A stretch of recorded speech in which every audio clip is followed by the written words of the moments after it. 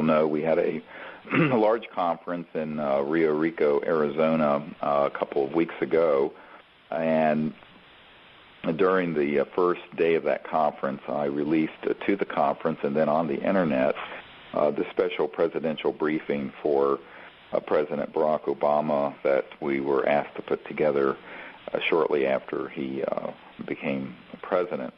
And this document is at disclosureproject.org, and it is there as a PDF file.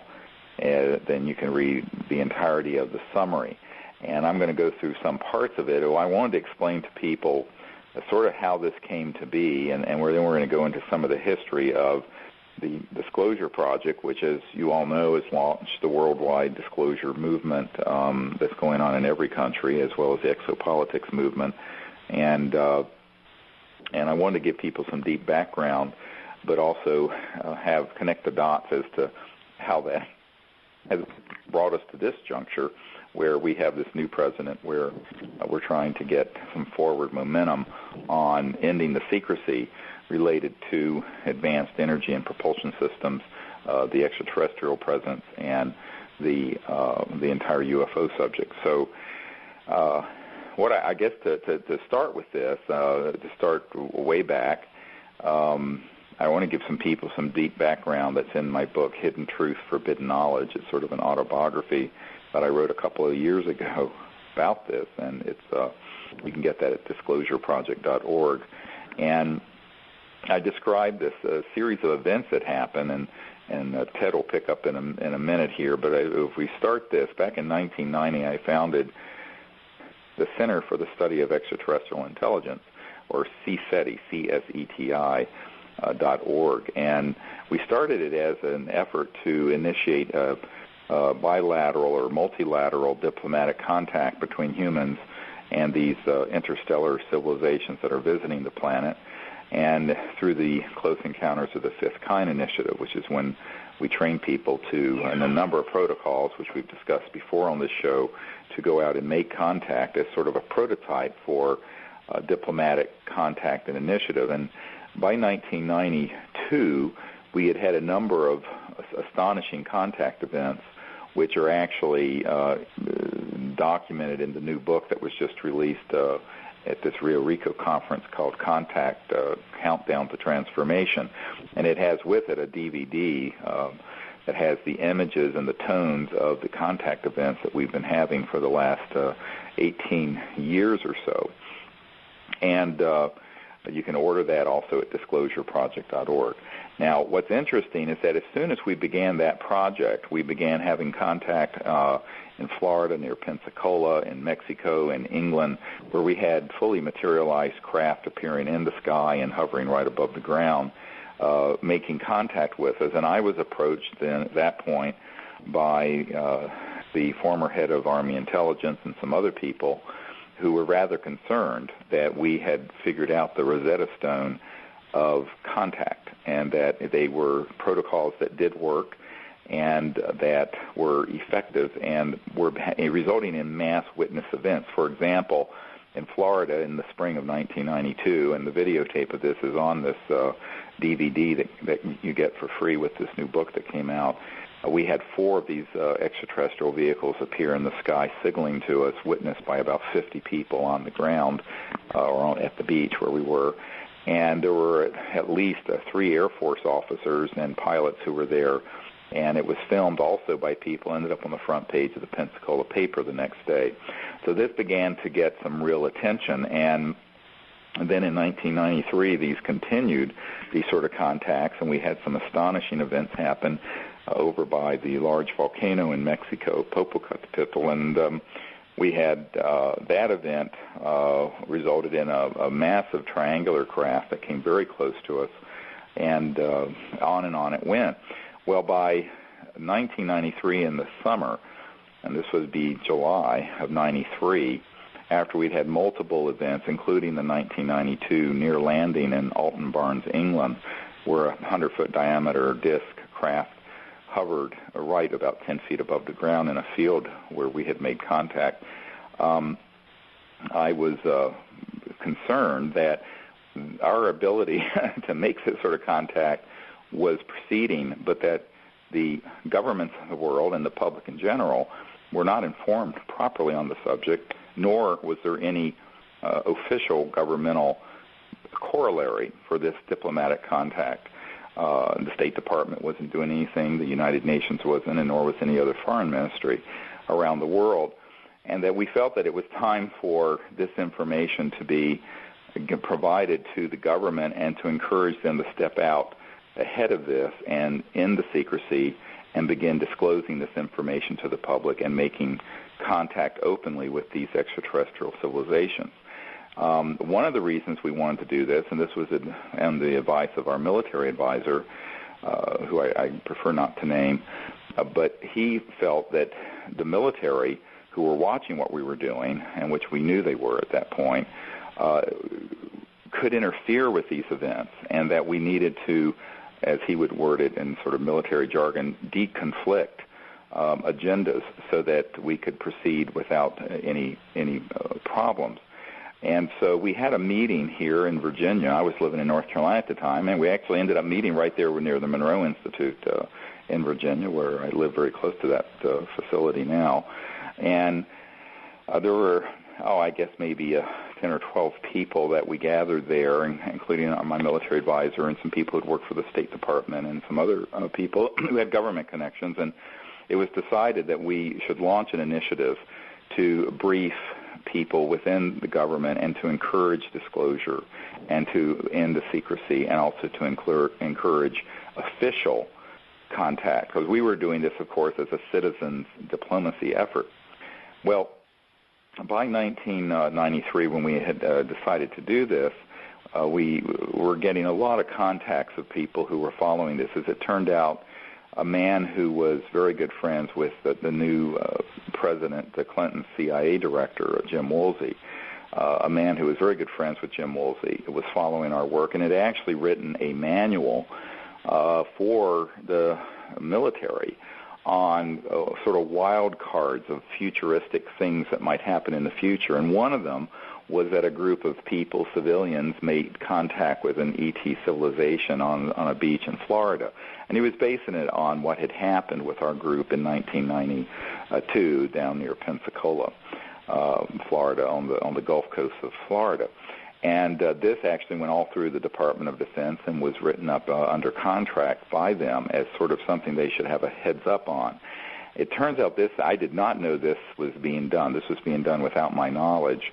And this man came to a lecture I gave in the fall of 1993 with astronaut Brian O'Leary and Maury Albertson, who co-founded the Peace Corps, and a number of other futuristic thinkers in Fort Collins, Colorado. And during that meeting, I gave a talk, a keynote address, where I described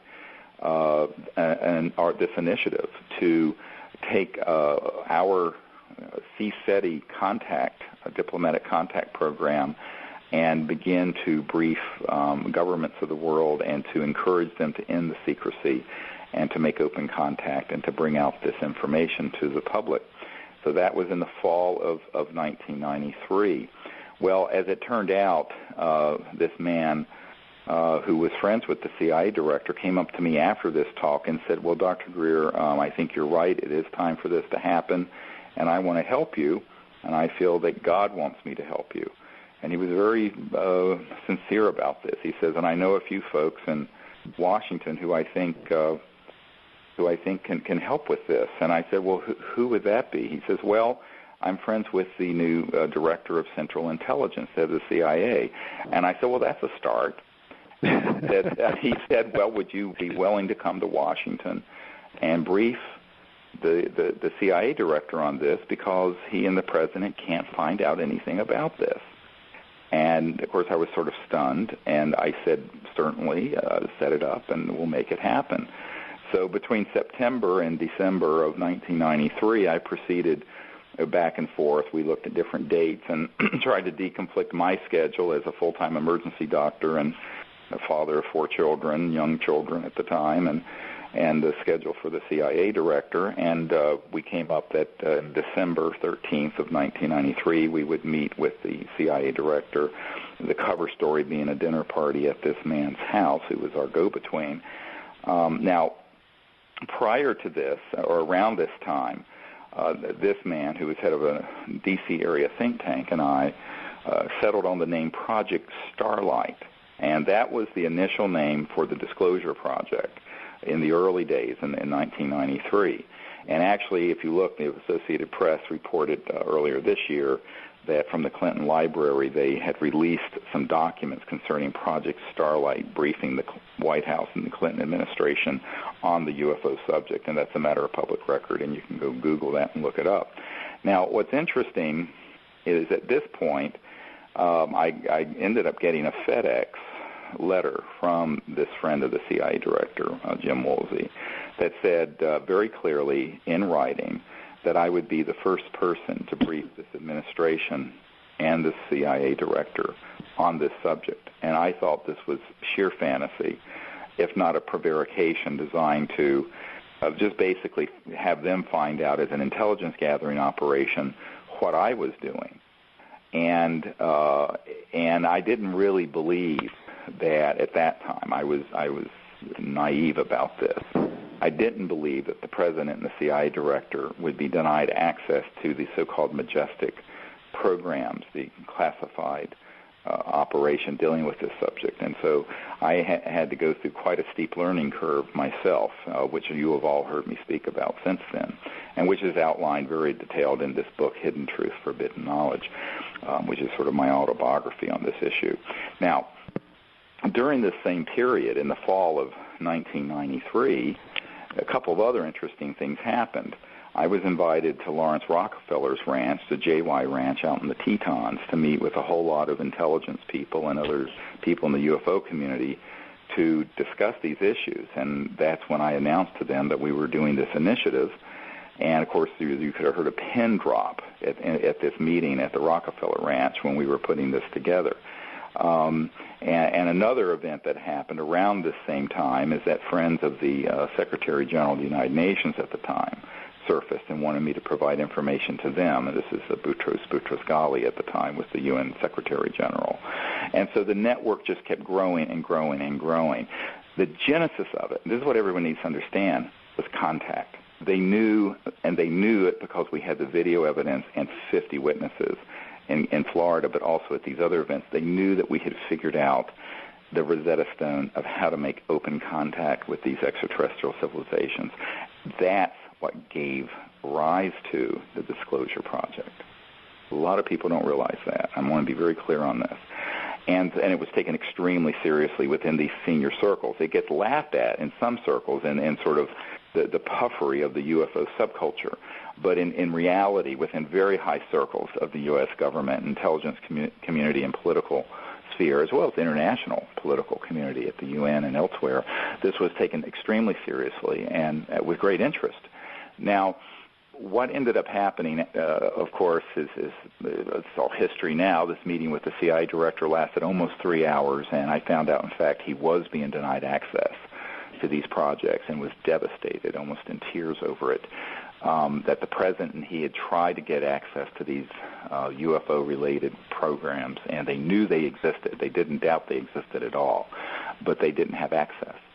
And it was a very emotional and very devastating meeting, in a sense, for me personally, to realize the extent to which our government, the constitutional government of we the people, had been an end run had been done around them, to the extent that to what Eisenhower warned us about, that the military-industrial complex could just break away and engage in such secrecy that it would undermine our democracy and our institutions and even our way of life.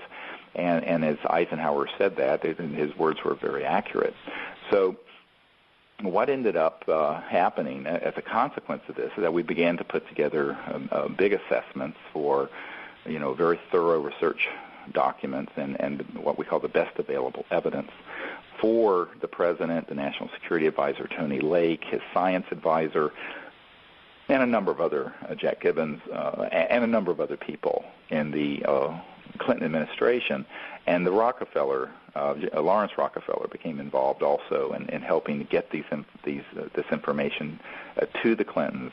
Eventually hosted the Clintons at the JY Ranch, where he was given a lot of these case materials and things that I had conceived of and named and best available evidence, and which were taken back into the White House. However, by 1994, in the winter, I had a friend of the president's visit me at my home and said, Dr. Greer, we're very supportive of what you're recommending. Everyone feels that this should be disclosed. However, we're convinced that the president will end up like Jack Kennedy if he does what you're suggesting. And I laughed. I thought he was joking. And it turns out he was not. And this was another devastating moment. Of course, he said this at our dining room table with my children there, and I said, well, let's talk about this later.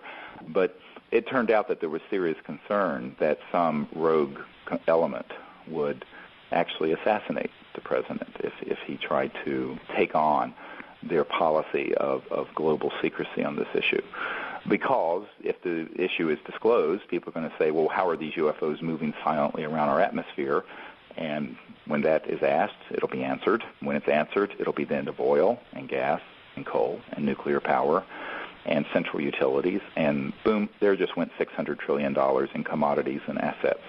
So I think that one of the things that we realized very early on is that the special interests, if we can call them that, the 8,000-pound gorilla sitting out there is the financial and petrodollar and industrial and energy sectors that don't want this information out. And that many of the political leaders are favorable to it, but they are sort of the emperor that has no clothes. And so with that information, we found out that the president, and we later found out that Hillary Clinton had actually stopped the briefing process at the Rockefeller Ranch because she thought it was too dangerous and did not want to proceed with the whole initiative any further.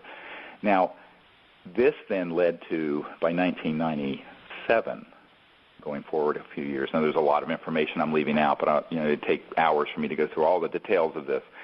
I decided that, look, let's try to then, if the executive branch, meaning the president's administration of the Clintons, wouldn't do this, let's see if Congress will. Let's see if we can find some congressmen to get educated on this and who would have the courage to hold open hearings where they could have some of our military and intelligence witnesses, some of whom had been in very top-secret settings, and where they had documents to prove what they had seen and what have you, could be put under oath and testify before a committee in open testimony in Congress, which would actually lift the lid of secrecy as easily as an executive order.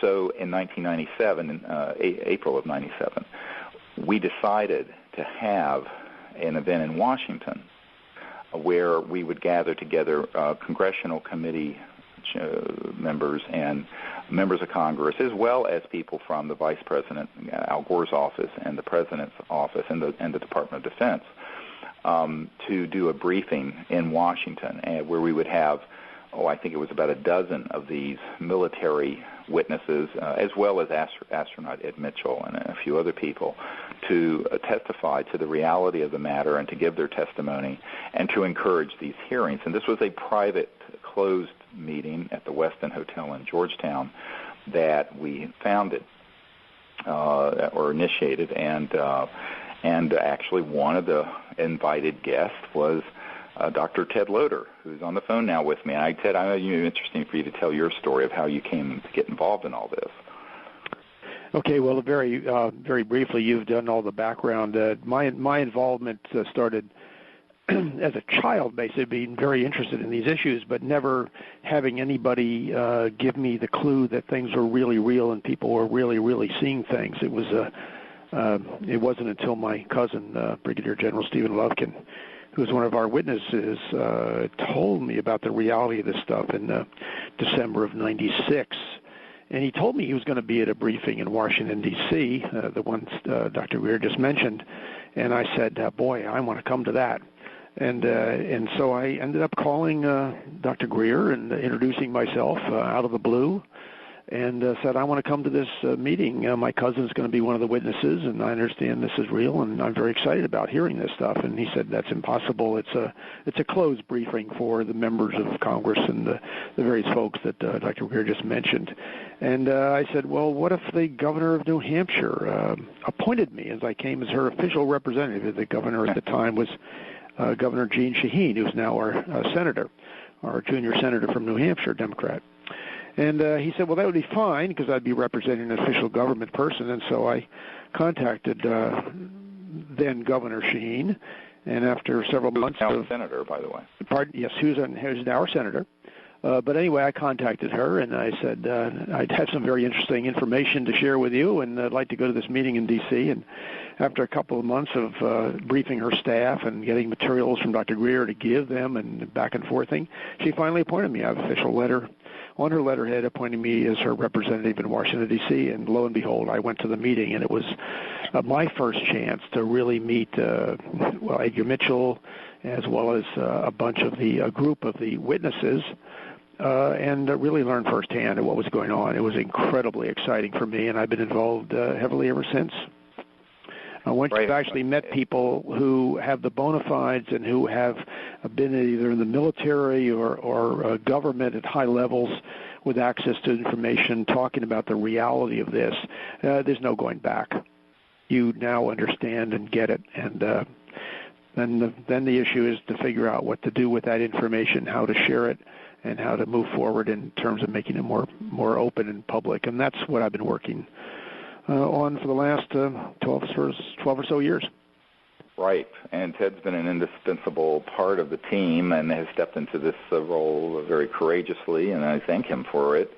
And I think that the other thing to just mention, around this same time, I had been asked by my military advisor to do a briefing for the head of intelligence for the Joint Chiefs of Staff at the Pentagon, and an admiral.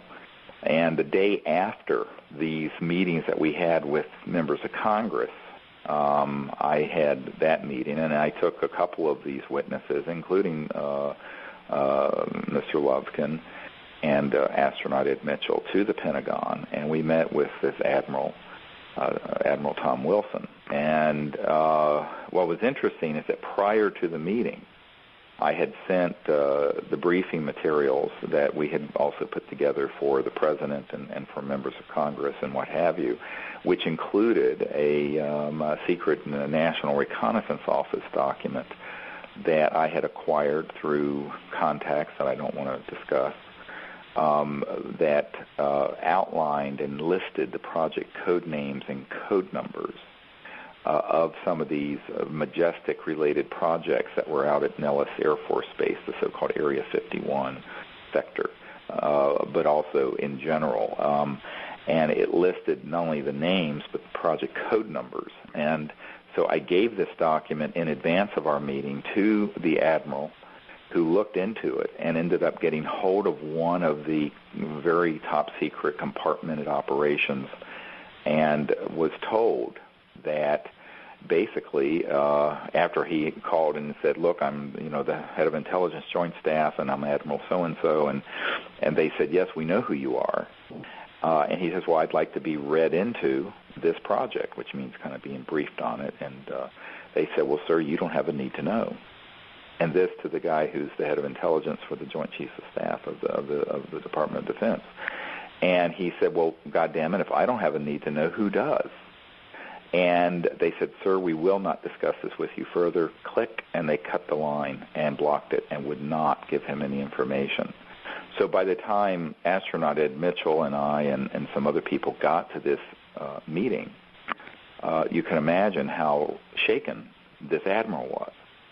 And I want to, people listening need to understand, I'm working full-time as an emergency doctor. I'm doing all this stuff sort of as a shuttle diplomacy with all these political leaders, everyone from Senator Claiborne Pell, chairman of the Foreign Relations Committee of the Senate, to the CIA director and what have you. And what I have found was that everyone took it seriously, but they were also in very high positions of responsibility who were being denied access, and that the tight compartmentalization of these operations and the degree to which they had been moved over into the corporate sector under contracting arrangements was such that the presidency and the Congress and even senior people at the Pentagon were simply being denied access. So between 1993 and 1997, I went through this experience, this sort of a trial of fire, as it were, in realizing the extent to which Eisenhower's warning about the excesses of the military-industrial complex coming to pass, and I saw it firsthand. And this is outlined in this book, Hidden Truth, Forbidden Knowledge, at disclosureproject.org. Now, what's interesting is that if you now, of course, fast forward a few years, by 1998,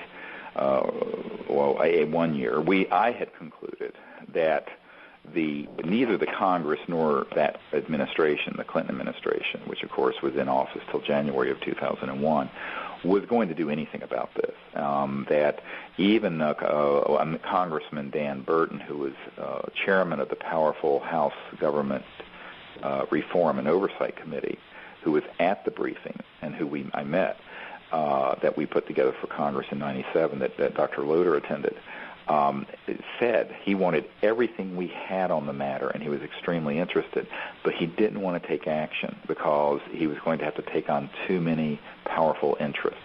And so once I concluded that no one in politics had the courage, the moral courage to do this, then we decided in 2001 to launch what probably everyone on this radio show has heard of by now, the Disclosure Project. And you can go to disclosureproject.org, and we came out with the first of 110 different military corporate intelligence witnesses and their documents testimony, and now I have over 500 such men and women who've been in these programs that give me intelligence and information. And so in a sense, we've become a clearinghouse or a gathering site for this kind of information, and we still invite people who have this sort of information to contact me if they can establish their bona fides. Now, the result of the 2001 event was that there were tens of thousands of people who wrote to Congress and to the President saying, we would like to see this subject disclosed.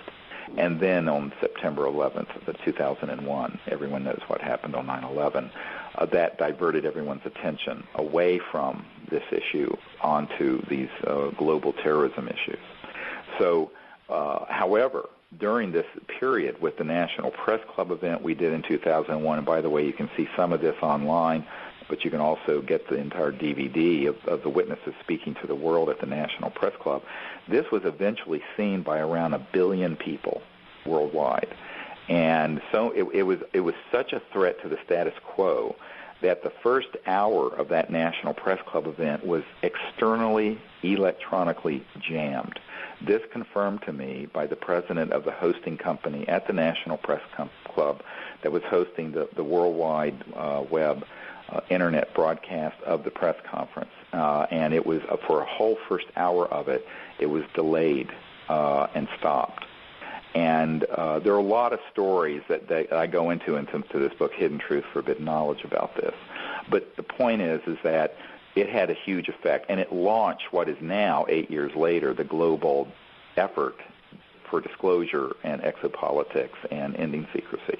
Now, what is interesting is that during the Bush-Cheney years, or I should say the Cheney-Bush years, because Cheney really dealt with mostly the policy issues dealing with secrecy, and Cheney's always been a hardliner about secrecy and has a sort of a fetish about secrecy.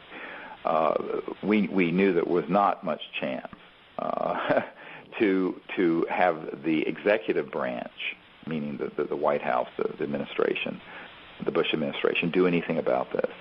However, other countries were.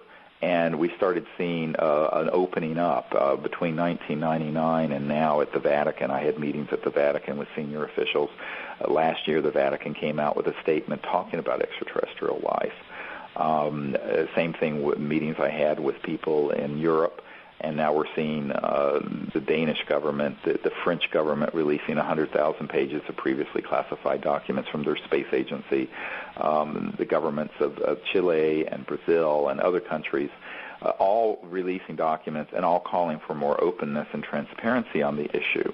And so that's all building. And in the meanwhile, we have a new president elected. So I'm bringing you back up to 2008.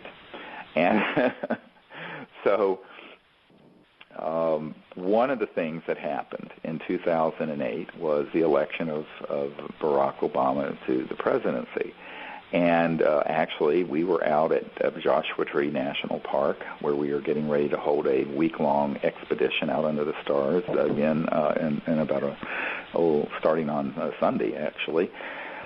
And it turns out that back here at my home office in Virginia, the people who brief the head of state for the G7 country that has been working with us wanting to have open contact with the ETs and have our group, CSETI, lead an initiative to make open contact within their borders and openly, had called up and said, after Obama was elected, he said, "Congratulations to you and to all of mankind. Now maybe we can go forward." And when I spoke with him, he said we need to catch up with 54 years of missing history, the lost history of since 1954, when Eisenhower had a meeting with ETs near Muroc, California, which is near where Edwards Air Force Base is now, which did happen. And actually this aerospace person who briefs the head of state of this G7 country that's very favorable to what we're working on actually sent me an account of a first-hand person's account who was at this meeting between Eisenhower and some ETs. But the military-industrial complex convinced Eisenhower to keep all this secret, and he regretted it, and he lived to regret it. And, of course, 54, now almost 55 years later, here we are. Now, what's interesting is that this led to some people in Washington that I know who are close to the administration and people who know the president and people who are close friends with sort of his inner circle, and said, we need to get some stuff, a really good briefing to the president. And so between November 5th and January 20th, when Obama was inaugurated, I worked on putting together the concept for this. And, of course, luckily, there was a lot more material that we have now than when I first briefed the CIA director and the Clinton administration people back in 93 and 94. So we put a briefing packet together, and then I wrote an overview. And the overview is on the website at disclosureproject.org and should also be at cseti.org. And in this overview, it really is it's about a 5 or 6 page summary of everything you would need to know and a list of executive actions that we're asking the president to fulfill in order to fix this problem, get the information out, begin to get the technologies out, and make open contact with these extraterrestrial visitors in a way that is diplomatic, peaceful, rather than a sort of a paranoid military approach, which is unfortunately what has dominated the Majestic operations over the last 54 years or so. And it's interesting because my family and I were at the inauguration for the president, and when they were kicking off that inauguration week on that Sunday when U2 and Bono was there playing at the National Mall, and Usher and Stevie Wonder and everyone else, I was there, one of a million people, of course, there. And I looked up on one of these jumbotrons that they had all over, and the president and the first family sitting there, and up comes this beautiful quote from Robert F. Kennedy from 1966, which I ended up putting on the front of the special presidential briefing for the president. And it says, and I'm going to read this, "Few men are willing to brave the disapproval of their fellows, the censure of their colleagues, the wrath of their society. Moral courage is a rarer commodity than bravery in battle or great intelligence." Yet it is the one essential, vital quality for those who seek to change a world which yields most painfully to change. Robert F. Kennedy, 1966. Now, I think that the reason I wanted that quote on there, not only did the president have it up on the jumbotrons, but it really speaks to the heart of what's required if Obama is to do anything on this issue. Because if you look to your own selfish interests, no. I mean, I would have been much better off if I just stayed running an emergency department and had a normal life and a normal income from doing that than what I've taken on with this. There's every kind of risk and every kind of reason why you can make up that from a purely selfish point of view, just steer clear of this stuff.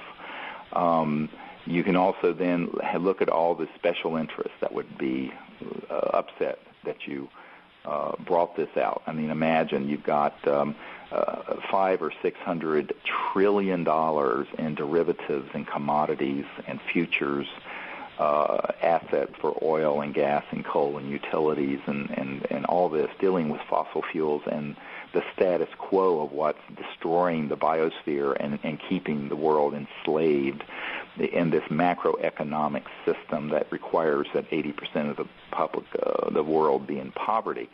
And so you'd have to take that on, because you cannot just say, yes, we're not alone in the universe, and yes, they're here, and yes, these UFO things you see flying around are real, and yes, we do have a classified project that's been building what are called alien reproduction vehicles that are anti-gravity free energy devices since the 50s, because the public's going to say, well, gee, I'd like to have one of those running my car and running my house, so I don't have to pay these utility bills, and so we're not destroying the planet's biosphere. So you can't, there's no way to bring out any part of this without the whole thing coming out.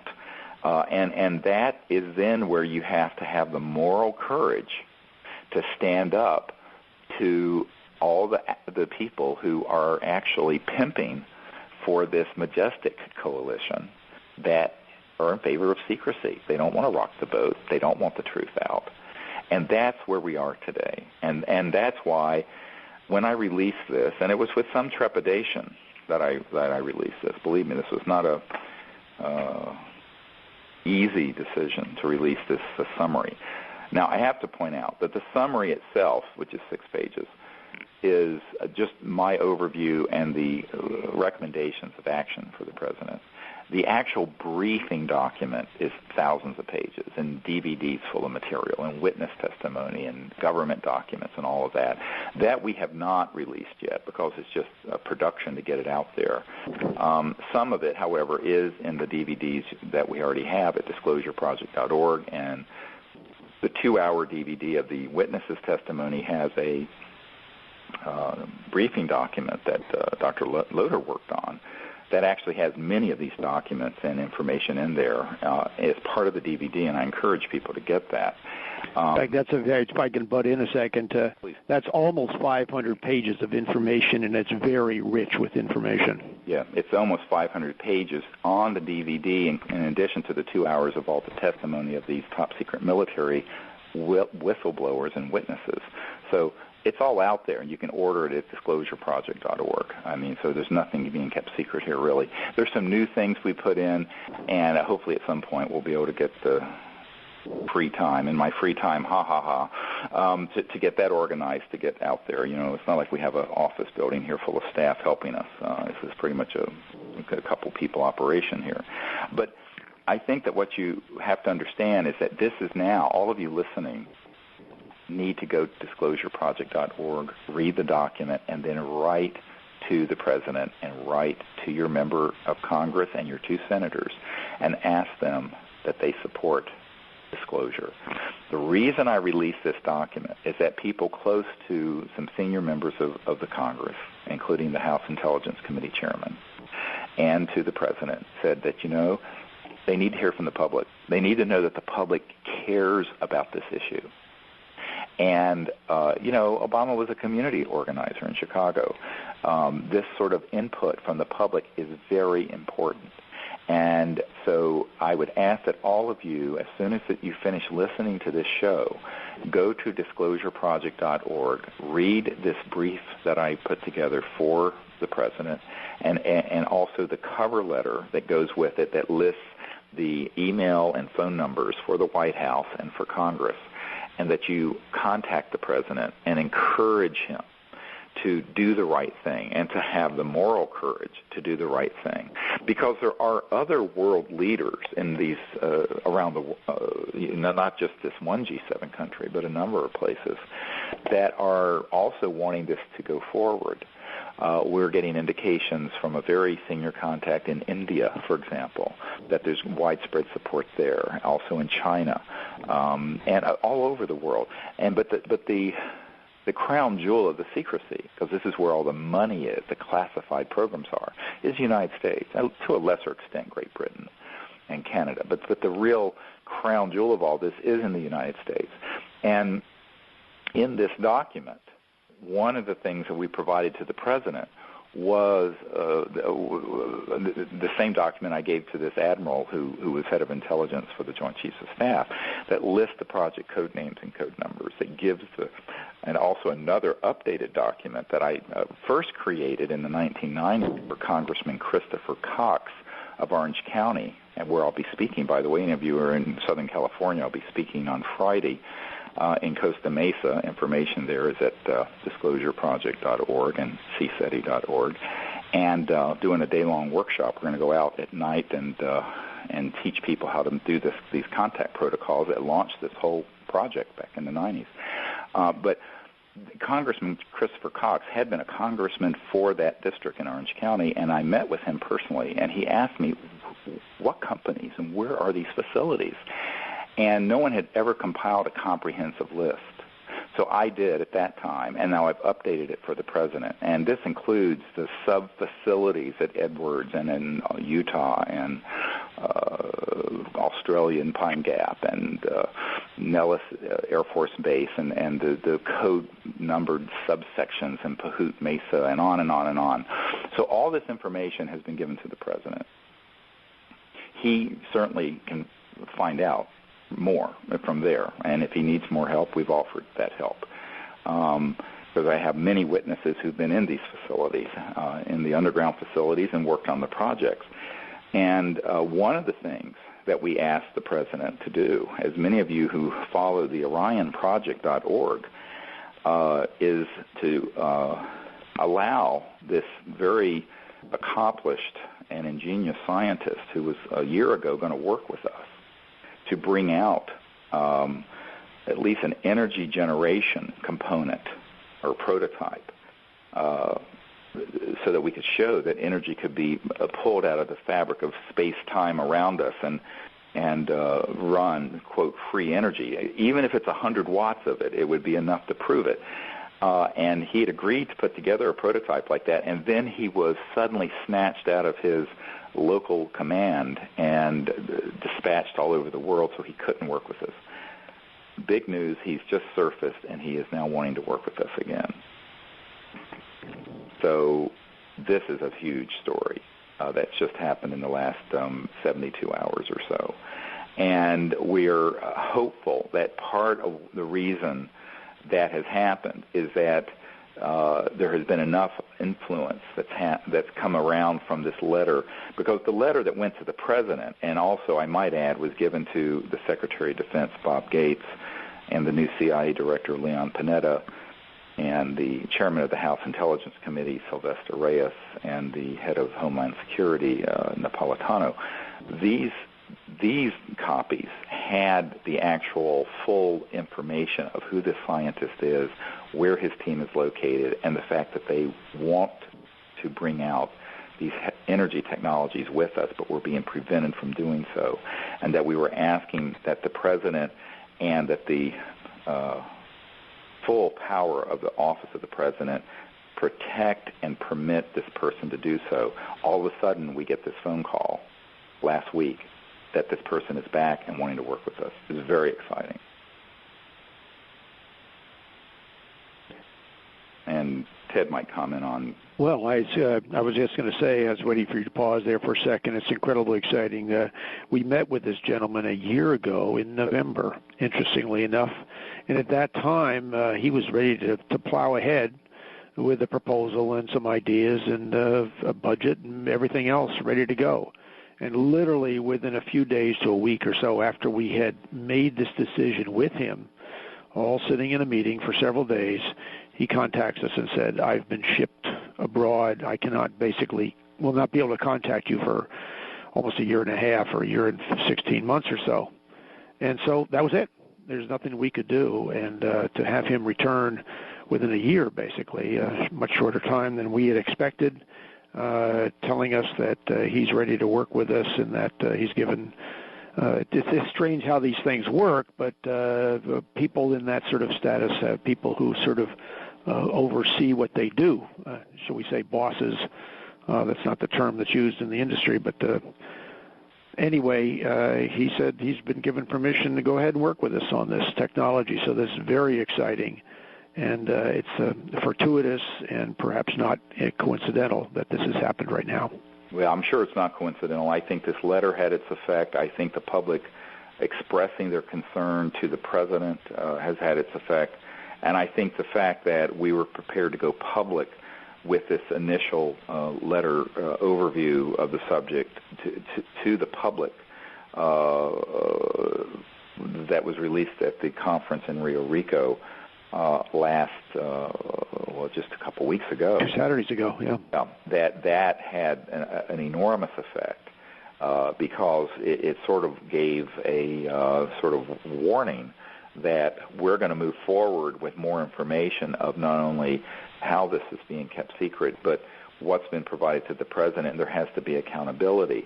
All of a sudden, this person is brought back virtually in real time while we're releasing this briefing document summary that you can all read at disclosureproject.org, is brought back into the country and is willing to work. And it says that when he left, he said, basically, be very careful, and, I'm worried that there are going to be bullets flying around your heads. And now he's saying it's an all clear and everything is settled down and I can proceed with you. This is a huge sea change. This is an enormous breakthrough.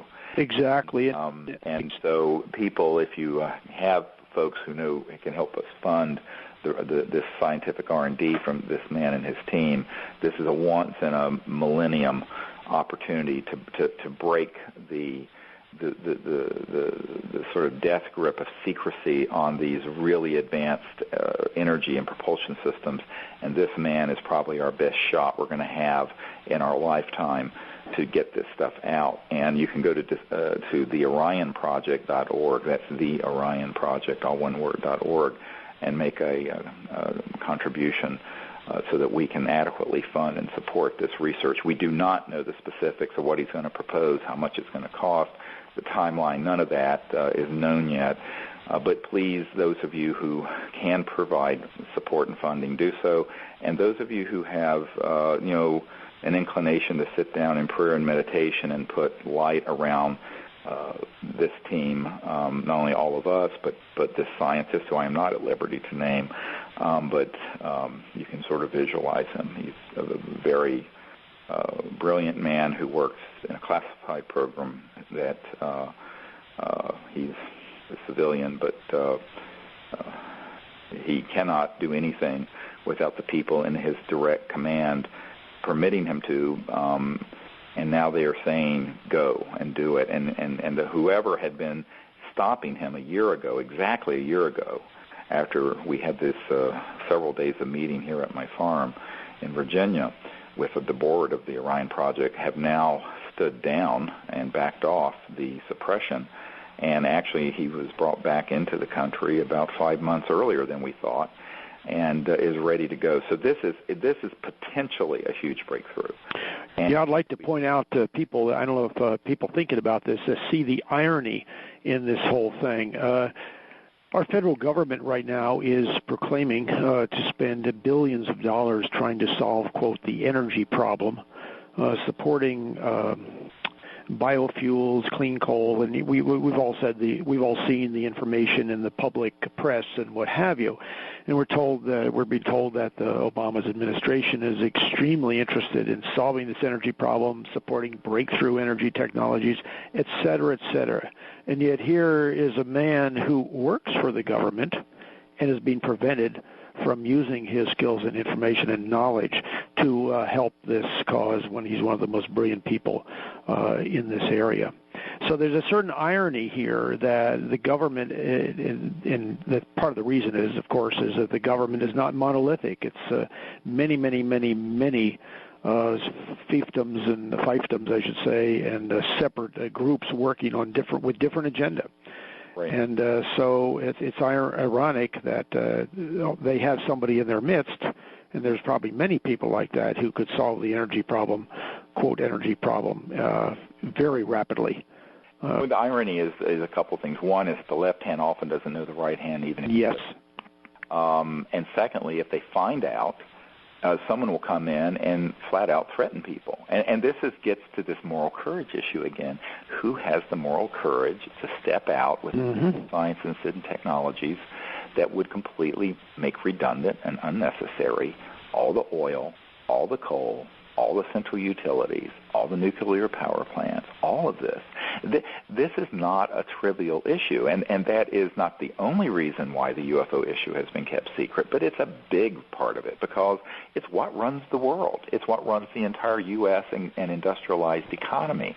And there are only about 200 or 300 families and corporations that benefit from this, but they happen to have literally over half of the world's net worth under their control, these 200 or 300 families and corporations. So I think that when you look at that, and then you look at the discretionary, not the entitlement programs of the U.S. government, like Medicaid, Medicare, and Social Security, but the actual discretionary budget of the United States, and then you take away what's being spent is considered almost an entitlement in the Department of Defense and the intelligence community of pushing $1 trillion. There's very little discretionary money. And so when you look at Congress and the president, everyone thinks, well, it's like this man that I know who was at a meeting with Jimmy Carter, and someone asked Jimmy Carter, what was it like being the most powerful man in the world? And he said, well, I don't think I was that man, is what Jimmy Carter said. And everyone was stunned. And they said, what do you mean? He says, well, there were things that I knew were going on and that existed that I didn't have access to. Apparently I didn't have a high enough clearance. And people kind of nervously laughed, and one person said, what do you mean, things like UFOs?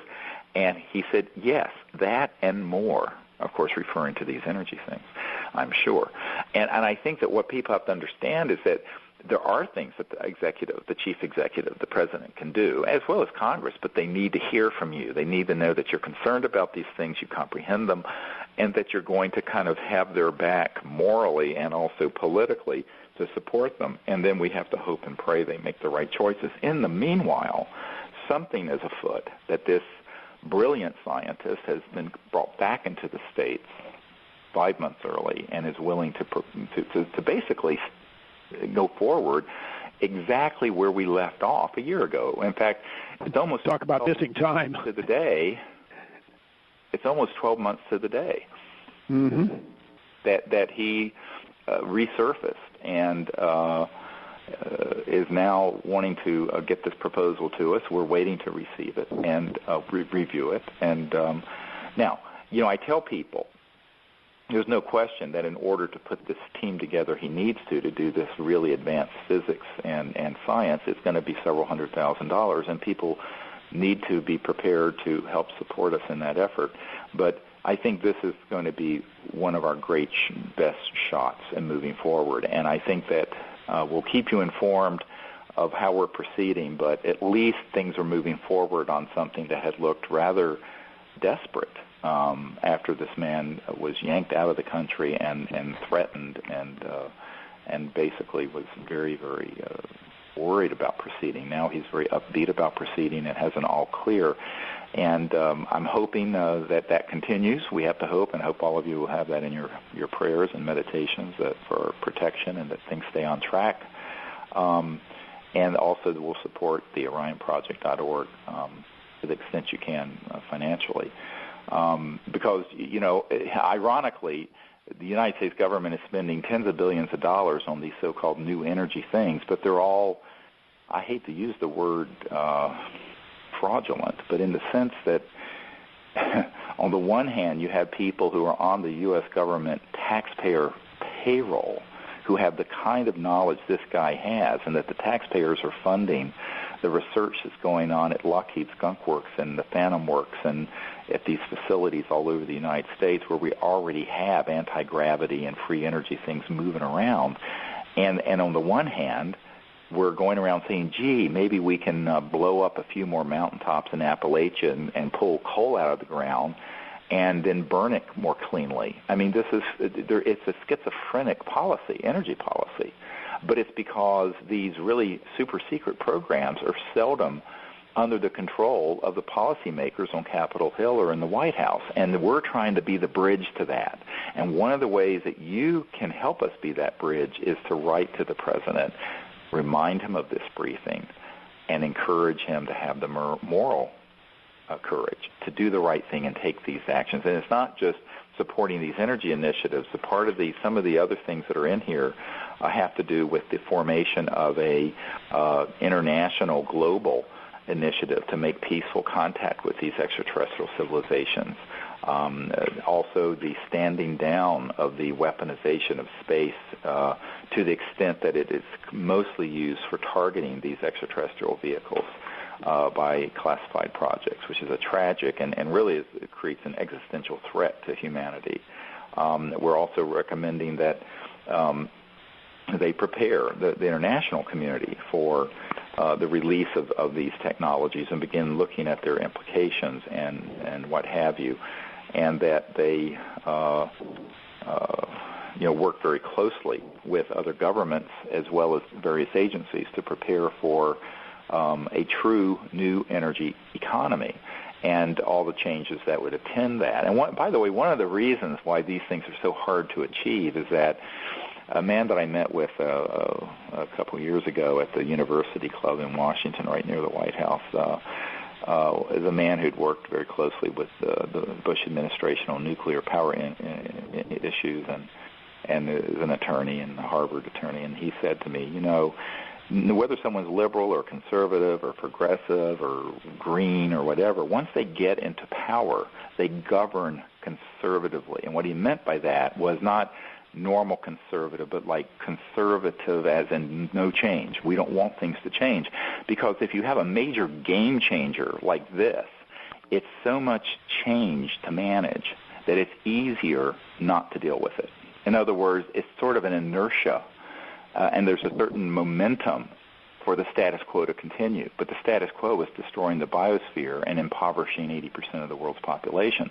So it's an unsustainable momentum. And the inertia that goes with that and the difficulty for creating change on something this fundamental really requires the vision and the moral courage to do it.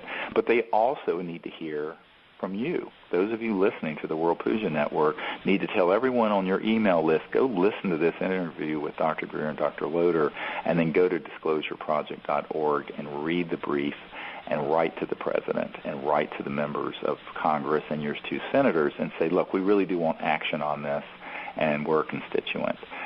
Even those of you in other countries should do so to the president, and then also copy it to your leaders in your country, because the whole world has to come together on this ultimately. Ultimately, when you're dealing with interstellar civilizations, it can't be dealt with one country or one compartment in operation at a time. We're going to have to deal with this issue as a global community, as a global civilization. And that's a big step in and of itself that we need to take, and it's time for us to take it and to create a world where we can live together in abundance with justice and in peace, and to go into space peacefully and to create this whole new era of universal peace, which is really the era that's opening. That's really the big story of what's happening right now. And the good news is that many of the people within government and private organizations who have wanted to keep this issue secret because of some of the very issues that Dr. Greer is speaking about right now have finally begun to realize that it cannot go on as we are for another 10 to 50 years or so, or more.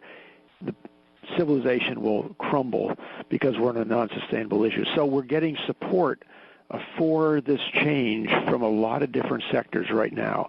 And the groups that were trying to keep the secret, higher and higher percentages, well over 50%, are willing to start making the disclosure happen, and knowing full well that it's both not only the contact with extraterrestrial peoples, but it's also the impact on the whole energy issue that Dr. Greer has spoken of. Right, and part of this too is that I think that one of the things we're learning is that there are members of the so-called Majestic Committee, 200 or 300 people who have kept a lot of these things secret and run these projects. That when I first briefed the CIA director in December of '93, I was told by two separate sources on the inside that only a third of them supported this notion of disclosure and bringing out this information. Now I'm told it's more like 60, 70%. Now, the hardliners are still very powerful and very lethal and not to be dismissed, but it's moving in our direction. And I think that what I'm hoping is that this president will have the moral courage to do the right thing in the secrecy, bring out these sciences, support what we're doing. In the meanwhile, you can make a difference by contacting them and encouraging disclosure, but also you can become an ambassador to the universe. We're asking people to come to these events and to be trained, whether it's a one-day event like we're having this coming Saturday in Costa Mesa, California. You can see that at cseti.org. The lecture is the Friday night, Friday the 13th, but don't worry, I won't be there in a Halloween costume. But there will be that lecture, and then Jan Harzan with the Orange County MUFON group is co-sponsoring that at the Costa Mesa Community Center in Southern California. And then we're also going to be doing next year a number of these special events where we'll be doing workshops, and you can find out about those at disclosureproject.org and cseti.org, where we'll be in various places around the country and maybe perhaps in Europe. We're still looking at the possibility of that. And to train people. But in the meanwhile, you can get this new book, which has all the information.